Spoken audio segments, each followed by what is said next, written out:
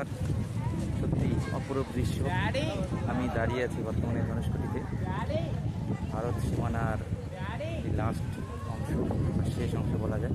এরপরেই 18 কিলোমিটারের মধ্যেই শুরু হয়ে যায় শ্রীলঙ্কা বর্ডার। ভাবা যায় এখান থেকেই রাম সেতু তৈরি করেছিল রাম, আমাদের ভগবান, মা সীতাকে উদ্ধার করে নিয়ে আসার জন্য লঙ্কাতে। সেই পৌরাণিক যে জায়গা, সেই জায়গার উপরে দাঁড়িয়েছে, নিজেকে খুব ধন্য মনে হচ্ছে।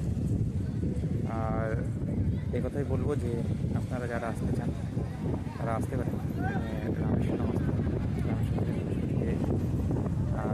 গভর্নমেন্ট বাস করে 30 টাকা ভাড়া নেবে, আপনারা চলে আসতে পারেন।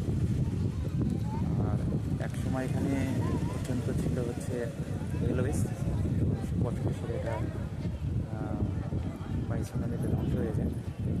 সেখানে একটা চার্জও ছিল, ধ্বংসদেশগুলো আছে এখন, যদি সময় হয় সেটা যাবো।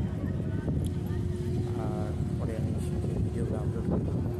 সত্যি অপরূপ দৃশ্য। আমি এসে নিজেকে খুব আনন্দিত।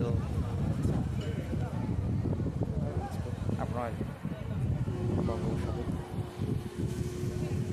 লোক সমাগম